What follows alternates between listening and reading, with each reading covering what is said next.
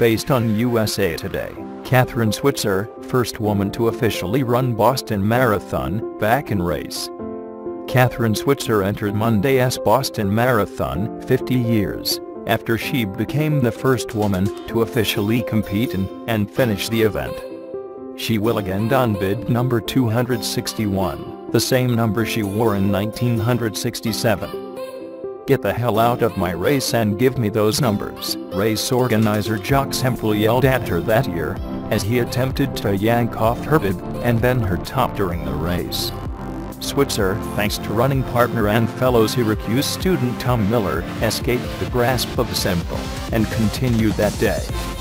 She was 20 at the time and finished the race in 4 hours, 20 minutes, although she wasn't the fastest female competitor. Roberta Good ran the race unofficially an hour faster. Good had become the first woman to run the Boston Marathon a year prior, as she concealed her gender by wearing a hoodie at the start of the race.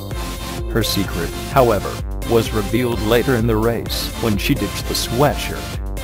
Switzer, however, was the first official Boston Marathon female participant, and her struggle that day wearing the number 261 bib eventually led to the start of 261 Fearless, a foundation established to support women as they take on their personal challenges through running or walking. The Boston Marathon first allowed women to race officially in 1972. Switzer told the Boston Globe she still has that 1967 bib at her home. It did suffer some damage when Semple tried to rip it off her.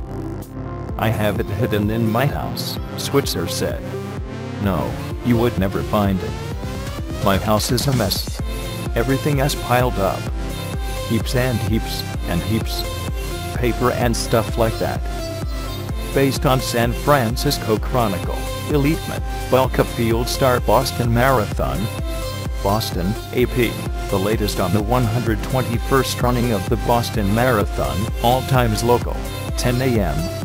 The 121st Boston Marathon is on its way from Hopkinton to Boston.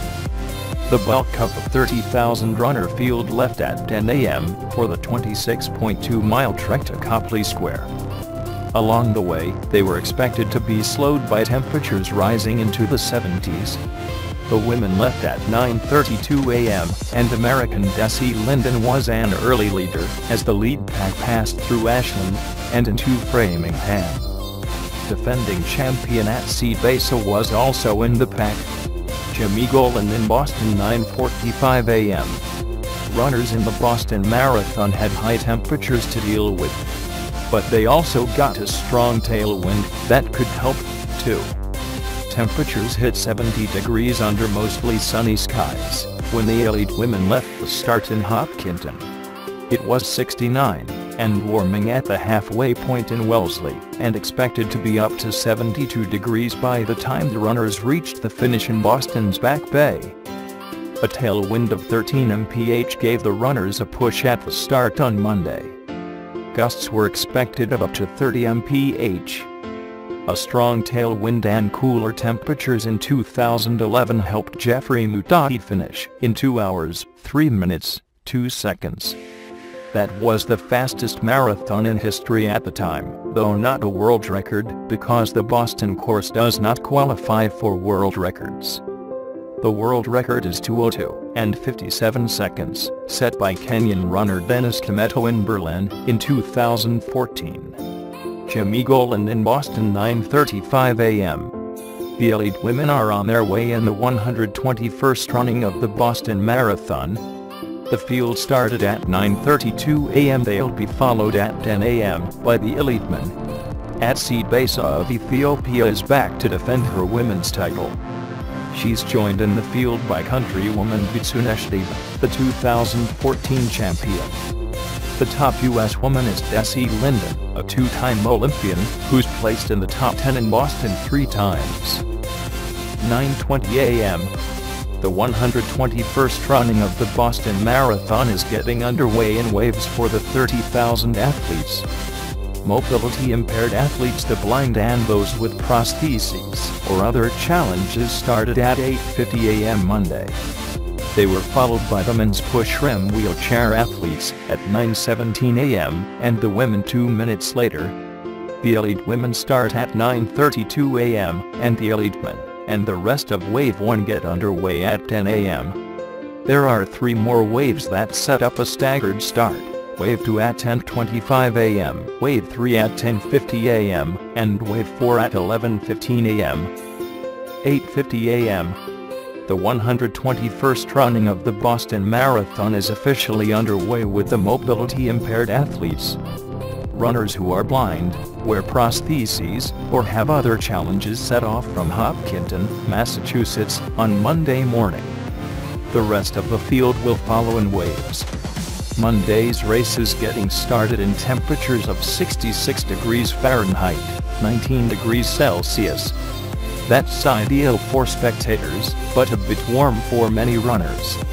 The leading men will include Galen Rupp, the bronze medalist in the Rio Olympics, running Boston for the first time, and 2014 champion Med Keflezighi, Kuhflehzighi.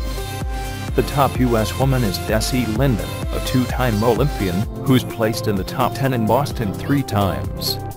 Security has been extra tight since 2013, when bombs killed 3 spectators and wounded more than 260 others. Based on the New York Times, first woman to run in Boston Marathon is doing it again 50 years later. 50 years ago, a runner officially entered as Kathrine Switzer participated in the Boston Marathon. On Monday morning, she is doing it again at age 70. Kathrine Switzer's marathon in 1967 became historic because she was the first woman to complete the all-male race. As an official entrant, her registration as Kathrine Switzer hid her gender. The race resonated far beyond a footnote in the record books when an official tried to force her from the course after a few miles. The marathon was a man's race in those days. Women were considered too fragile to run it, she wrote in an essay for the New York Times 10 years ago. But I had trained hard and was confident of my strength. Still, it took a body block from my boyfriend to knock the official off the course. Switzer recovered to finish in 4 hours 20 minutes. Women were finally officially allowed to enter the Boston Marathon in 1972. Women's marathoning has come a long way, joining the Olympics in 1984 and gaining popularity through runners like Greta Waitz and Tegla Rupp. More than half of marathon runners in the U.S. are women. In 1967, few would have believed that marathon running would someday attract millions of women, become a glamour event in the Olympics and on the streets of major cities, help transform views of women's physical ability, and help redefine their economic roles in traditional cultures, Switzer wrote. Over the years, Switzer has competed in more than 30 marathons, winning New York in 1974, in 307, and has worked as a television commentator. She is the founder of 261 Fearless, a run-in club for women. The name comes from the number she wore in 1967. Switzer lines up to compete in this year's marathon Monday morning in the same number. It will be retired after the race. Before her scheduled 11:15 start, she was given the honor of firing the gun for the women's elite runners. "I am so excited about Monday. It's going to be great," she told NESN. She has said she hopes to run New York this year as well. Of her legacy as a pioneer, she wrote in the Times, "We learned that women are not deficient in endurance and stamina, and that running requires no fancy facilities or equipment." Women's marathoning has created a global legacy. 2017 Boston Marathon Preview, what to watch for? Hopkinton, CBS. The 121st running of the Boston Marathon could end up being a very warm one. Heat will likely be the top concern for the 30,000 runners in this year's race. Temperatures are expected to be well into the 60s for most of the race route, under mainly sunny skies. That's great for the 1 million spectators, but not the cool, cloudy conditions most marathoners prefer. Everything will begin with the mobility-impaired competitors starting at 8:50 a.m. They'll be followed by the men's and women's wheelchairs and hand cycles before the elite women leave Hopkinton at 9:32 a.m. The Boston Athletic Association says this year's field of 30 hand cycle entrants will be the largest ever. The elite men will start at 10 a.m., which also marks the start of the 4 waves of runners. Each of those has about 7,500 men and women. The final wave is scheduled to leave at 11:15 a.m. Celebrating 50 years, the men's and women's winners from 1967, Dave McKenzie and Bobby Gibb, will be co-grand marshals of this year's race. McKenzie is the only man from New Zealand to win the Boston Marathon. Gibb is the first woman to ever finish Boston. She was also Grand Marshal last year. Kathrine Switzer, who has been part of WBZ-TV's marathon coverage team for 30 years, will run the race Monday to mark her own 50th anniversary. She was the first woman to pin on an official race bib and run the Boston Marathon in 1967, when it was for men only. Race co-director Jock Semple tried to throw her off the course in what became an iconic photograph. American elite runners. The big news among the elite runners is that Marblehead Ashland Flanagan won TB running this year because she is hurt. She fractured a bone in her lower back while training in the snow in Portland, Oregon. The top American runners include men's 2014 champion Meb Keflezighi, who will be running his last Boston Marathon, 2-time Olympic medalist Galen Rupp, and 2-time Olympian Desiree Linden of California. Linden is the Americans' best hope of getting a win in the women's race, where a U.S. runner hasn't won in more than 30 years. In 2011, she was part of arguably the most thrilling women's race ever in Boston, finishing second by just 2 seconds to Caroline Kyle. Linden finished 7th at the 2016 Olympic Marathon. Rupp is making his Boston debut. He won the bronze medal at the 2016 Olympic Marathon and finished 5th in the 10,000 meters.